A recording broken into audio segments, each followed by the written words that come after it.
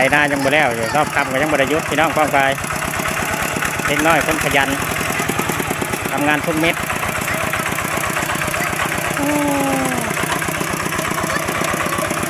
เด็กน้อยบ้านทุกเจ้าเป็นแบบไรเนาะเด็กน้อยบ้านให้คอยหนึ่งประมาณนี้นะพี่น้องเซอร์เวียสงานโอเคดีสมุน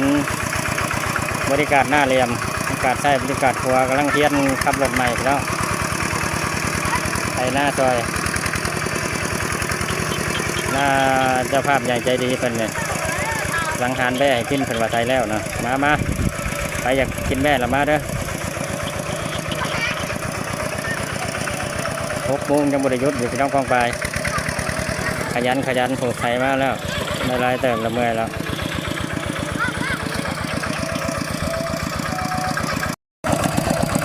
กับทักทายสบายดีผมมีพี่น้องเบิร์ดสุคนเนาะวันนี้เบาบอยก็ได้มารับจอบเนาะพี่น้องหรือว่าไถนารับจ้างครับกับจะผู้เบาเฮิมเพิ่นเนาะกับบริการเพิ่น2-3 คนนี่แหละก็เริ่มอยู่ที่อันที่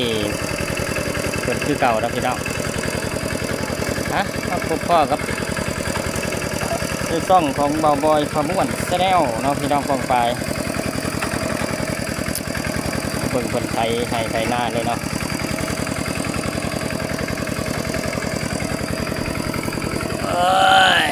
เพิ่นกับไปรับงานมาเนาะเสียร้อยรับงานไทยหน้าเนาะ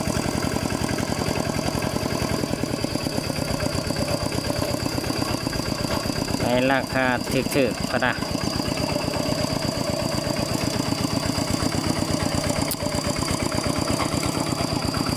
ภาพอากาศกับครึ้มพี่น้องครึ้มฟ้าครึ้มฝนแต่ฝนบ่ตกทั้งมีฝนทั้งมีแดดพี่น้องแดดจางปังโอ้ยอ่อนหัว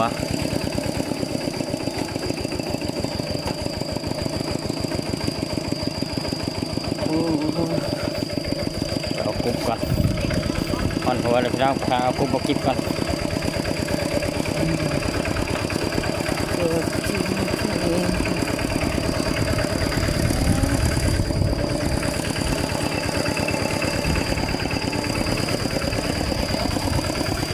นะ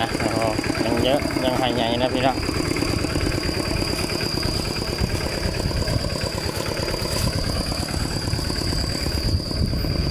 ตรงให้ตรงนะภาพบรรยากาศพี่น้องขอให้อากาศสดชื่น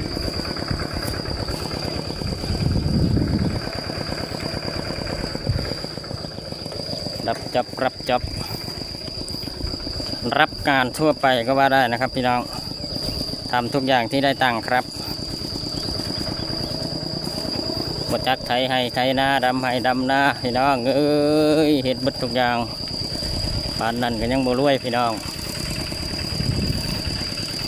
เบิ่งภาพบรรยากาศ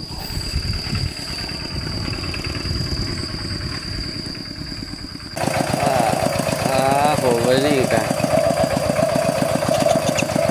บ่ายคนรอพอกระชิไทยหน้าเลยพี่น้องพวกคนที่ฟ้าเขาหัวเลยพวกเราก็ว่าเราเก่งเราจะเขาหัวมาติดตามพี่น้องชีวิตแบบบ้านๆ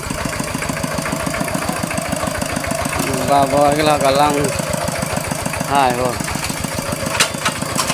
วกเล็กร้อยใส่ร้อยเลยยาได้หลายรถใหม่ได้บ่เล่ใหญ่เด้อบ่เล่ใหญ่เด้อยาได้รถใหม่บ่เล่ใหม่เด้อบ่เล่ใหม่เด้อรถอ้ายใหม่เด้อใส่เล็ก2ก็ได้ผมมาพอกันน้ำอยู่พี่น้องFCของเฮาจะได้สบายดีต้องเบาบ่อยพาม่วนมื้อนี้เพิ่นสิมาไถนาเพิ่นว่า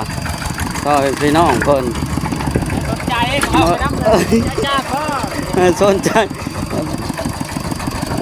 เรากำลังไปไถนาก็ติดตามช่องบ่าวบอยนี่เด้อบ่าวบอยบ่าวบ้วนแชนแนลชื่อช่องเพิ่นนะช่อง YouTube ติดตามด้วยพี่น้องกดหัวเสียงไข่ให้เพิ่นแน่กดซับสไครบ์ คือเฟซบุ๊กเพิ่นว่า TikTok ก็ติดตามเพิ่นแน่มีนี่กล้องเล่นอ๋อผมลงอย่างดุเดือดเพิ่นว่าลงมันสูงเด้อพี่ลงสูง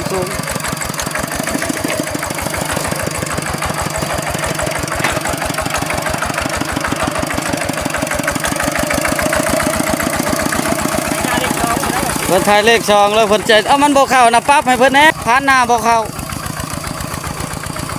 ถ้าอยากเป็นลูกเคยติดต่อเพิ่นมาเด้อไปถ่ายหน้าให้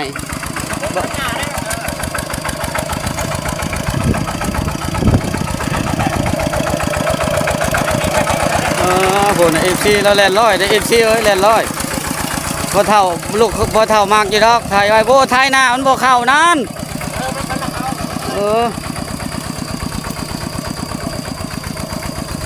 บ่เข้าเด้อเพิ่นว่ามาติดซ้ำลงมาเนี่ยเพิ่นแล่นเลขช่องได้เพิ่นตึงได้ถ้าแม่เฒ่าผู้ใดสนใจก็ทักมาเพิ่นโสดจริงๆเพิ่นโสดเพิ่นในไทยหน้าเพิ่นแล่นเลขช่องได้พี่น้องภาพนิ่ง